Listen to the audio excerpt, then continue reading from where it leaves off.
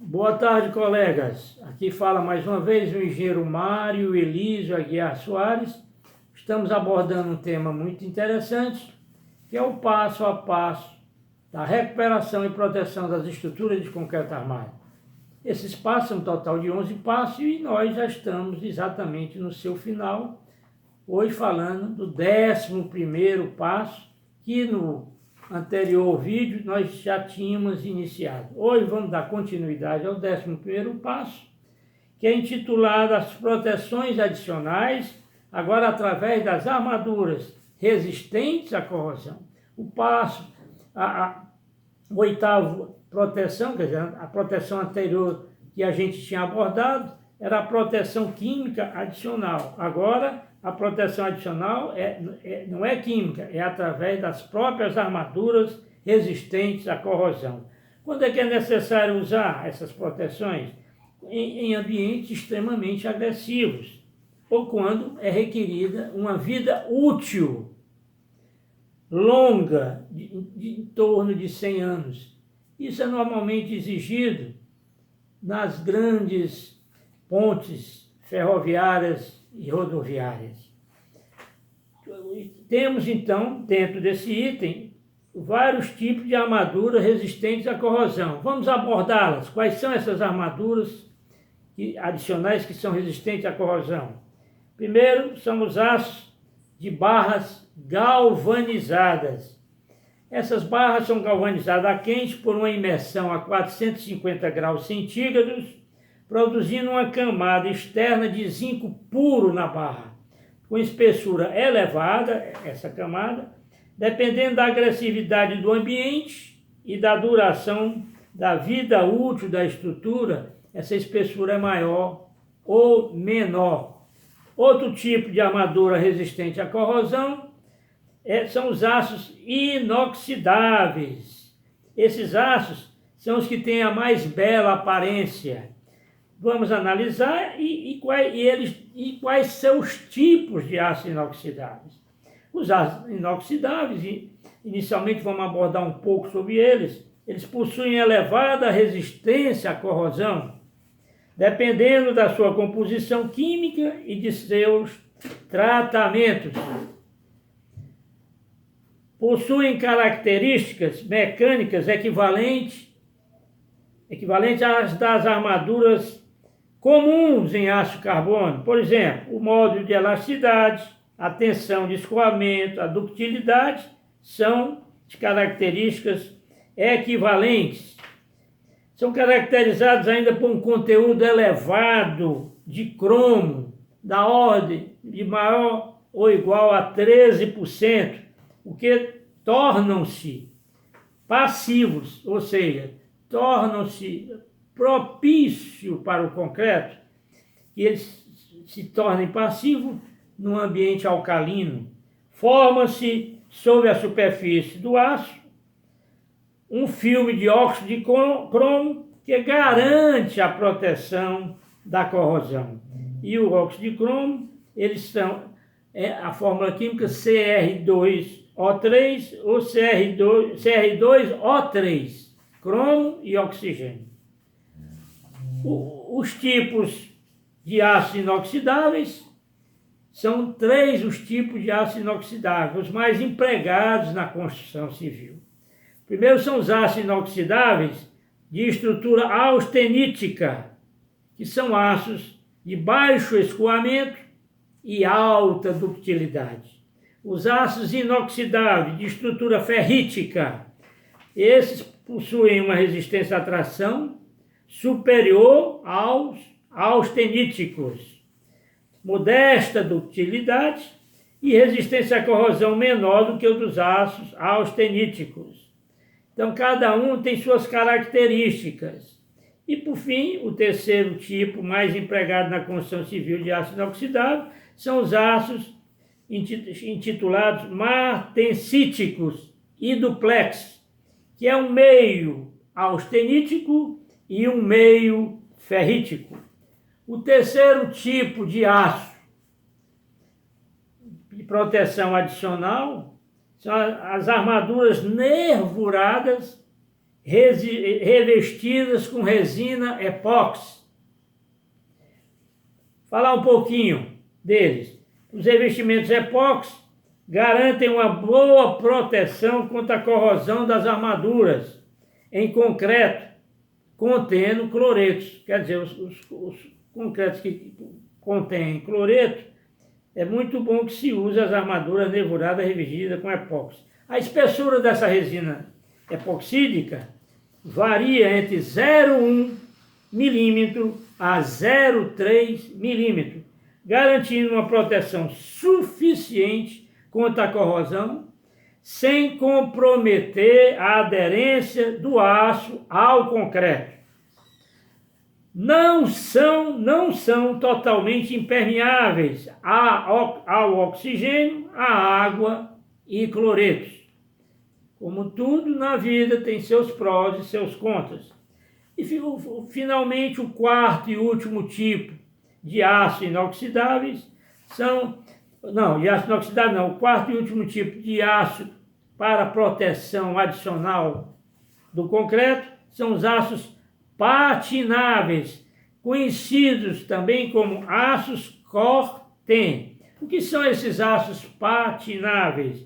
Eles funcionam como um dos métodos de proteção mais difundidos contra a corrosão atmosférica. Quer dizer, ele é de extrema utilidade para combater a corrosão. São caracterizados por pequenas adições de elementos de liga, do tipo cobre, cromo, níquel, fósforo, manganês e silício, que permitem a formação de uma espessa camada de óxido aderente, que a gente chama de pátina, daí o nome patináveis, que torna a corrosão do aço desprezível, evitando a proteção com pinturas. Possui velocidade de corrosão muito baixa, os aços patináveis, muito utilizados em vigas de tabuleiro de pontes. E um exemplo característico desses aços patináveis é o aço ASTM A588, que é o principal aço desse grupo de aços patináveis, com baixo teor de carbono e alta resistência mecânica e baixa liga. Portanto, acabamos de concluir o 11º passo da recuperação e proteção das estruturas de concreto. Esse 11º passo, intitulado Proteção Superficial do Concreto.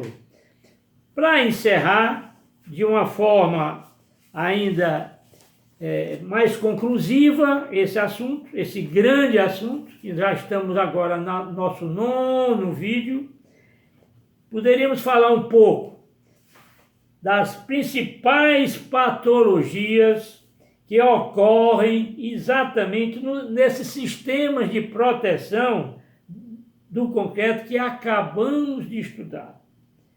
Como tudo na vida, tem suas patologias. Tem as patologias das estruturas, as patologias das fachadas, as patologias das impermeabilizações e tem as patologias também dos sistemas de proteção que ora acabamos de estudar.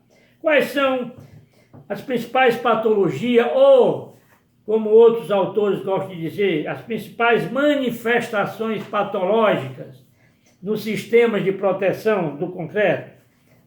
Um é a eflorescência, outro é a saponificação, temos a formação de bolhas nessas proteções, formação de manchas e escorridos, destacamento, descoloração, perde um pouco da cor, descascamento e os fungos que às vezes se formam. Então, essas são as principais patologias ou manifestações patológicas que ocorrem no sistema de proteção do concreto. Se tem as manifestações patológicas, consequentemente, tem as causas dessas manifestações patológicas. Quais são as principais causas que geram essas manifestações patológicas nos aços nos sistemas de proteção? Demãos insuficientes, por exemplo, se uma proteção for à base de tinta, às vezes a pessoa dá uma demão insuficiente, o mínimo são 2 demãos. Tratamento inadequado do substrato, ou seja, o que é o concreto, o substrato que eu estou me referindo ao concreto, não foi tratado devidamente para aplicação das proteções. A seleção inadequada do produto, se usar um produto que não é compatível com aquela patologia. Diluição excessiva da formulação, quer dizer, se é uma tinta, você tem que diluir, às vezes você dilui excessivamente e altera a formulação. A má qualidade também da formulação e as condições meteorológicas inadequadas para aquele tipo de sistema de proteção. Bom, os métodos utilizados para aplicação do sistema de proteção, quer dizer, nós vimos que nós temos 9 tipos de sistema de proteção. Então, esse sistema de proteção, eles têm que ser aplicados sobre a superfície do concreto. Para quê?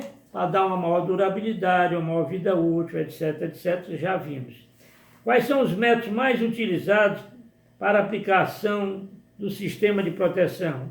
Primeiro, é através da pulverização, que é para grandes áreas.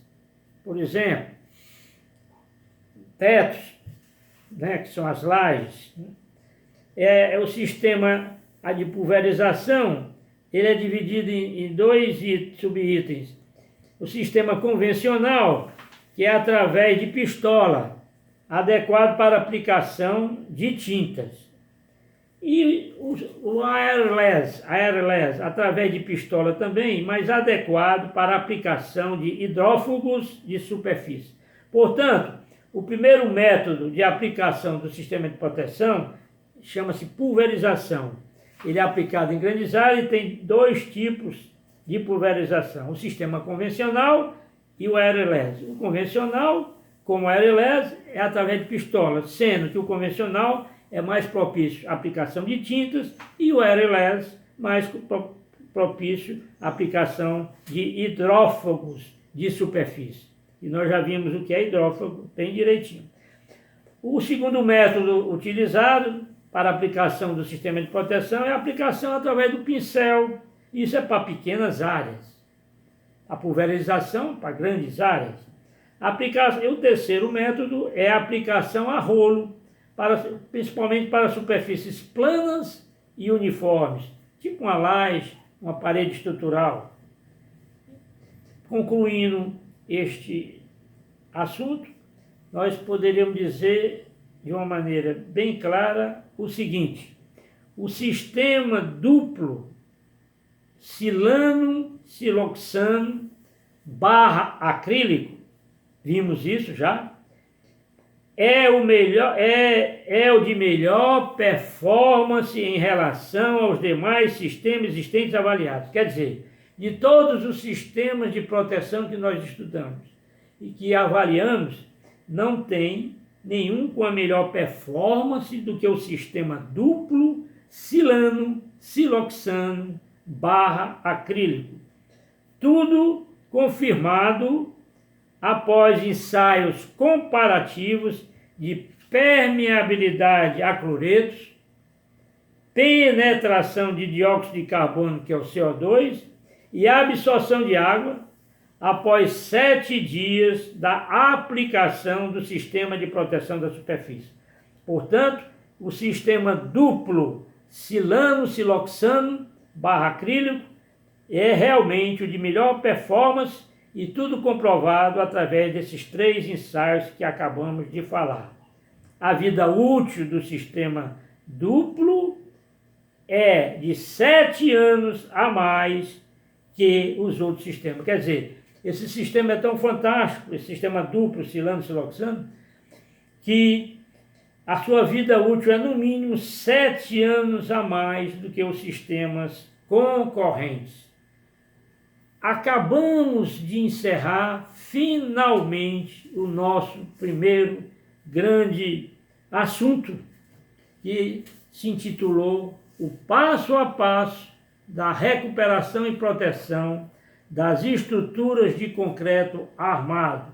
Creio que fui bem claro, o mais didático possível, e quero ainda melhorar mais a minha performance, como a performance do sistema duplo silano-siloxano. Quero dizer para os nobres amigos e colegas que o 10º vídeo, esse é o nome, já vamos entrar num assunto totalmente diferente, mas não deixa de estar interligado, de extrema importância, como esse que nós acabamos também de lidar e falar, que vai ser um assunto palpitante intitulado O Tratamento das Fissuras no Concreto Armado. É um assunto muito interessante, onde nós vamos abordar as causas de formação de fissura, a classificação das fissuras, os sistemas de injeção dos selantes, e falando das considerações iniciais, das considerações finais. Esperem que vocês vão gostar muito. O próximo vídeo já será, então, um novo assunto, um novo título: O Tratamento das Fissuras no Concreto Armado. Antes de a gente se despedir, quero mostrar mais uma vez o meu 4º livro que eu lancei, intitulado Manual Técnico de Recuperação e Proteção das Superfícies de Concreto. Estão comigo à venda. Se vocês tiverem interesse, procurem através do WhatsApp ou do meu e-mail, Mário Elísio, com Z, tudo junto, @hotmail.com.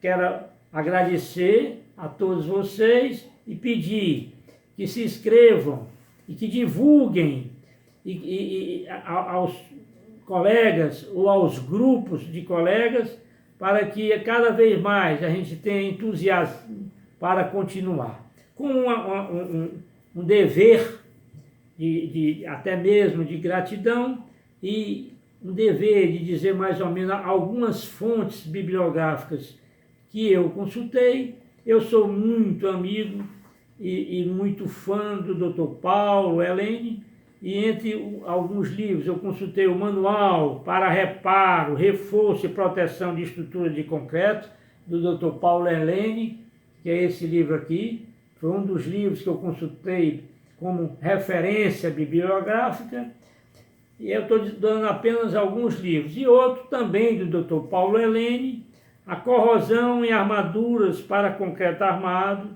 que ele lançou junto ao IPT, que é esse livro que vocês horas estão vendo.